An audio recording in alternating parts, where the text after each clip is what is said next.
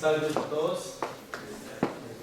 En este momento vamos a charlar sobre el constitucionalismo local, porque a veces nos quedamos en la norma de normas y entonces nos quedamos arriba y no aterrizamos a las grandes tensiones que se presentan en la aplicación de esa norma a nivel local, a nivel regional. Tanto es así que si nosotros miramos la Constitución, allí se previó, por ejemplo, establecer las regiones, las provincias, y no se ha podido llevar a cabo, a pesar de que se estudia ya una ley, pero no se ha podido llevar a cabo por mucho miedo de que el Estado se separe, que las regiones empiecen a tener tanta fuerza que constituyan un desmembramiento de la República Unitaria que se creó en Colombia. Y entonces, a veces esas tensiones no son miradas desde la academia con mayor profundidad, y es importante que lo hagamos. Hay dos visiones sobre el concepto de constitucionalismo local. Una visión desde el punto de vista federal, para lo cual voy a tomar algunos datos de un escrito del doctor José Madero, que son importantes, y luego, con base en un asunto local, yo voy a explicarles cómo hay muchos desarrollos en los cuales tenemos que ver la normativa constitucional. El doctor Madero, en su análisis, trata de definir el constitucionalismo local como las constituciones de los estados federados, y dice que esas constituciones son verdaderas normas constitucionales y no meras reglas legales como algunos tratadistas dicen que son. ¿Cuál sería el alcance de esa norma constitucional local? Ampliar los derechos, definir el ejercicio del poder político a nivel local y actuar siempre en armonía con el Estatuto Federal. Entonces, ahí encontramos nosotros una inserción de los estatutos locales de los estados, que se llaman constituciones estatales, con la norma constitucional de la federación, para que de manera armónica se puedan ayudar los dos estatutos. Pero digamos nosotros entonces, ¿y en Colombia podemos hablar de un constitucionalismo local? Si nosotros no somos un Estado federado, somos una república unitaria. Yo creo que sí.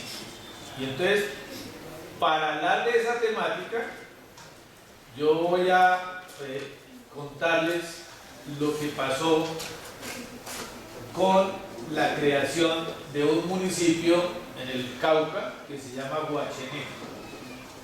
Es un tema emocionante por la forma como se fue desarrollando. Nosotros sabemos que en la Constitución se estableció que la competencia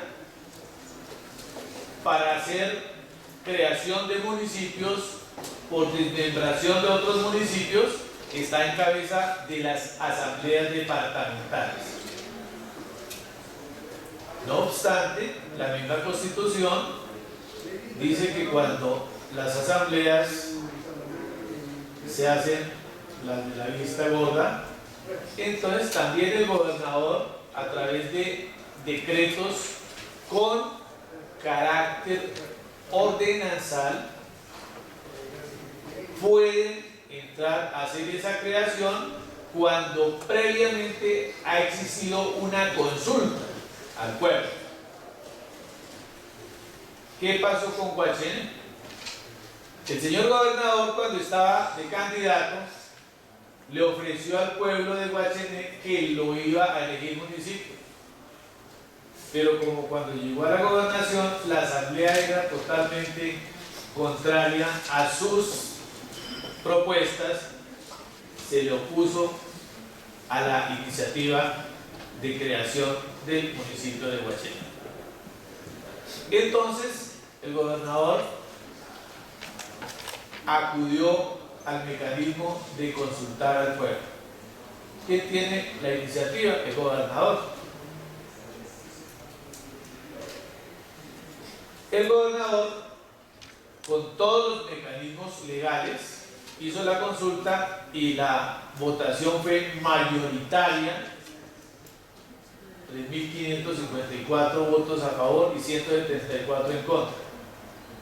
Pero después de la consulta, la asamblea tiene que hacer que ese acto de la consulta se convierta en una ordenanza para la creación del municipio.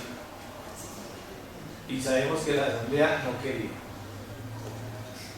Se cumplieron todos los mecanismos y pasaron las dos sesiones, la sesión en la que estaba la asamblea y la siguiente, que es lo que la ley dice que debe hacerse, y no se expidió la ordenanza.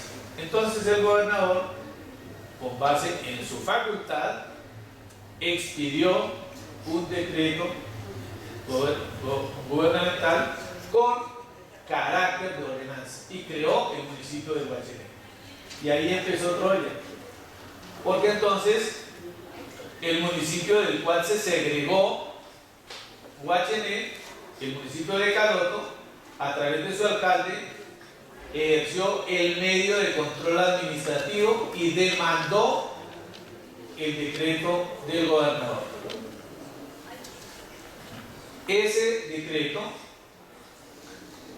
fue anulado por el Tribunal Administrativo del Cauca. Fue apelado y la apelación está en este momento en el Consejo de Estado para la segunda instancia, para decidir en segunda instancia la acción de nulidad.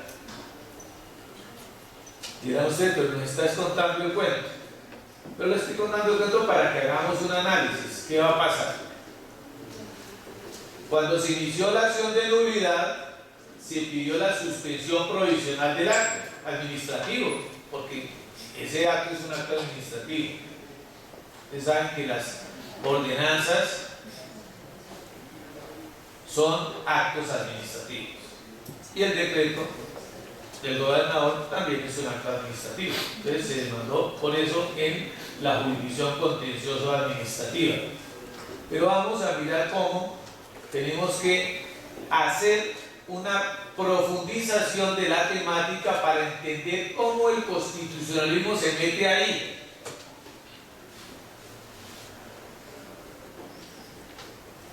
Cuando se presentó la demanda ante el tribunal, se pidió la suspensión provisional. El tribunal la negó y el Consejo de Estado en segunda instancia confirmó la negación. ¿Por qué? Porque dijo, no hay de manera protuberante una vulneración de la ley. No se ve prima facie que se haya vulnerado la norma. Entonces, esperémonos a la sentencia. ¿Cuál es el problema que se va a presentar acá? La asamblea no profirió o no expidió la ordenanza dentro del término que tenía. Y el gobernador se excedió un poco el término legal para expedir la ordenanza. ¿Qué va a pasar con Guachené? Esto fue en el año 2006. Desde febrero del 2013 el expediente del asunto está a despacho del Consejo de Estado para que profiera la decisión. El tribunal,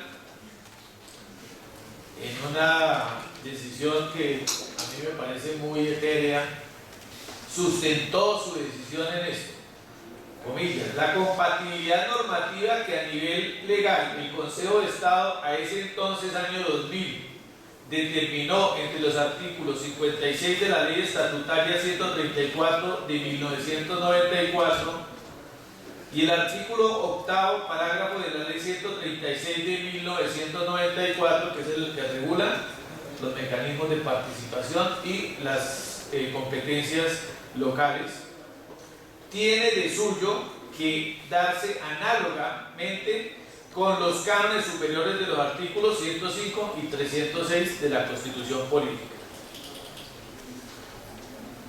Previo cumplimiento de los requisitos y formalidades que señale el Estatuto General de la Organización Territorial y las de la Asamblea Departamental, con sujeción a los requisitos que señale la ley. Total, que ese cuidado constitucional al tiempo de entregar facultades territoriales a las autoridades habilita para afirmar que éstas en todos los trances han de respetar la legalidad, por donde no se entiende cómo el gobernador del departamento del Cauca expidió el decreto con fuerza de ordenanza 0653 de 2006 sin importarle las glosas y irregularidades denunciadas en lo tocante al proceso de creación del municipio de Guachené. Eso fue lo que dijo el tribunal. Pero hay un problema. Para hacer la consulta se requiere que previamente la asamblea haya dicho que es posible hacer la consulta. El tribunal administrativo es el que regula la consulta, que la pregunta que se haga en la consulta se pueda responder con sí o no, y eso se hizo. Que la entidad departamental y la entidad nacional, el Departamento de Planeación y Secretaría de Planeación de la Gobernación, expidan una constancia de que es factible la creación de la entidad territorial. Todo eso se hizo previo a la consulta. Y hay un problema pequeñito, que es el que no se ha visto y es el que les quiero contar, que es constitucional. La Constitución dice: la consulta al pueblo es obligatoria, la decisión del pueblo. Y entonces ahora, ¿cómo van a decir que no se toma, que no se cumple? Porque las normas lo que dicen es, le damos un plazo a la asamblea para que haga efectiva la ordenanza, y le damos un plazo al gobernador para que haga efectivo el decreto si la asamblea no se pronuncia. ¿Y qué pasa si no lo hacen en tiempo? Se estaría vulnerando la obligatoriedad de la decisión del pueblo. Y ese es el problema que tienen ahí entre manos del Consejo de Estado. Ahí entonces tenemos que, como decía el doctor Torres, acudir a los principios. Nosotros sabemos que hay muchos principios de interpretación. Por ejemplo, cuando hay un voto, hay que hacer una interpretación de tal manera que esa intencionalidad sea efectiva. Cuando se ha consultado al pueblo y ha tomado una decisión, las autoridades no pueden soslayar esa decisión, y eso lo dicen las mismas normas. Los artículos 104, 103, 105, 106 y 270 de la Constitución prevén que la decisión del pueblo será obligatoria. Y las normas que desarrollan las leyes 136 y 134 del 94 dice: en todos los casos la decisión del pueblo es obligatoria. Los gobernadores y alcaldes podrán convocar consultas para que el pueblo decida sobre asuntos departamentales municipales. El gobernador o el alcalde solicitará a la asamblea, al consejo o a la junta administradora local un concepto sobre la conveniencia previa a la consulta. Entonces yo considero que el Consejo de Estado estará en la obligación de legalizar mediante una decisión favorable el municipio de Guachené, porque no se puede ahora, so pena de aplicar la ley administrativa, soslayar el principio constitucional de la obligatoriedad. Y eso me parece muy importante. Y eso quiero hacerlo resaltar para que nosotros entendamos que la Constitución tiene un ámbito de aplicación local, y eso es lo que estamos mirando ahora, porque a veces nos quedamos en la parte nacional, pero y ahora, ¿cuál es el problema de los gobernadores y los alcaldes? Es que ellos no son patria. Tenemos que acompañarlos y acompañar esas entidades locales con una visión del derecho constitucional. No se puede permitir que solamente se mire la norma legal. Y esa es una tarea de la asociación que yo resalto, el que esté acompañando académicamente estas charlas, y que sea el Congreso el que nos haya prestado este recinto para discutir esta temática, porque es bien importante y necesario que profundicemos en estas temáticas. Los alcaldes hay que acompañarlos, y nosotros desde la academia estamos obligados a hacerlo. Hay que dar instrucciones académicas para que la aplicación del texto constitucional sea lo que en realidad todos decimos, pero muchas veces no queremos aplicar, es la norma de normas. Y esa norma, como decíamos en conferencias anteriores, son las interpretaciones, no los textos legales allá, no es la letra del texto lo que hace la norma jurídica son esas interpretaciones, tanto que la Corte Constitucional ya en muchos casos ha dicho lo que se expulsa cuando se declara una inexequibilidad no es el texto, es a veces una o más interpretaciones, pero si hay una interpretación que sea acorde con el texto constitucional, se deja el texto legal, se deja la letra, pero con esa interpretación. ¿Cuál es la norma? Esa interpretación. Entonces, eso es bien importante para que entendamos hasta dónde debemos nosotros llevar nuestra profundización de la Constitución. Yo recuerdo que alguna vez el Consejo Superior de la Judicatura le dijo a un amigo mío abogado: doctor, necesitamos que nos haga una conferencia sobre los principios del derecho disciplinario. Y él me dijo: ¿a usted qué le parece? Y le dije: pues propóngales los principios constitucionales del derecho disciplinario. Y dijo: no. Allá le dijeron que no, que les daba miedo. Ya esta Constitución tiene más de 20 años, ya está viejita, ya tiene mayoría de edad. Nos tenemos que percatar de eso, todos, y es una obligación de los estudiantes que están arrancando. Nosotros ya estamos para colgar los guayos, como dicen, ¿no es cierto? Pero ustedes que están empezando tienen que subsumir todo el derecho en la Constitución y en las convenciones internacionales, porque también nosotros, en la charla anterior, oíamos algo muy importante sobre lo humano, sobre cuál es el alcance de lo humano. Y a mí eso me parece, me hierve la sangre cuando escucho hablar de eso, porque es muy importante. El filósofo Maurice Merleau-Ponty decía: la importancia de una sociedad no está medida por sus logros en lo industrial, en lo económico, sino por la importancia que le dé a las relaciones del hombre con sus semejantes dentro de su comunidad.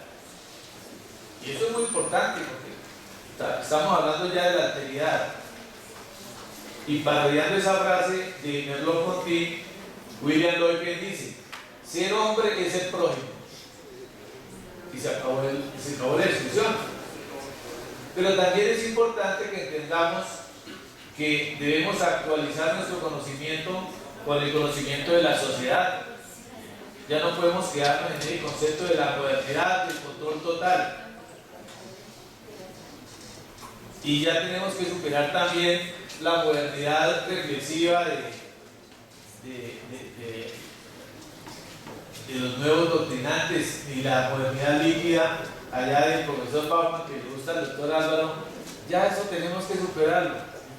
Y ya tenemos que aceptar esa cesura de la que habla Hegel, en la cual tenemos una posmodernidad y que nos toca asumir lo mismo que nos toca asumir el constitucionalismo.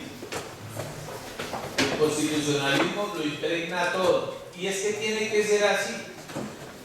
Por eso uno no entiende cómo existe el choque de trenes y la Corte Suprema se cree que es la Suprema y el Consejo de Estado se cree que es el Supremo también, y el Consejo Superior de Judicatura es Supremo, y todos son supremos. Pero es que la Corte Constitucional es la guardiana de la Constitución, y si es norma de normas, pues tiene que estar por encima de las otras. Eso no tiene ninguna discusión. Pero es bueno que empecemos a reflexionar y acompañar a la asociación en toda esa defensa que hace de la jurisdicción constitucional, de la necesidad de crear una jurisdicción constitucional pura y de crear unos códigos procesales constitucionales claritos para la defensa de las acciones. Hoy, por ejemplo, algunas acciones de constitucionalidad se convierten en unos medios de control administrativos, como la acción de nulidad por inconstitucionalidad,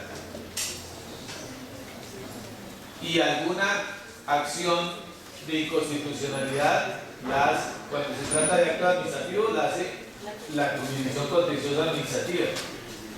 Entonces, eso es importante que empecemos a separarlo, sobre todo por una cosa, porque miren ustedes el capricho de las otras jurisdicciones. Cuando les exigen resultados, ¿qué dicen? Nos tienen atosigados de tutelas. Y ahora, entonces, si se las van a quitar, van a decir, no, eso es de nosotros, eso es importante. A mí me parece que aprovechando este recinto es bueno mandar ese mensaje. Muchas gracias a todos.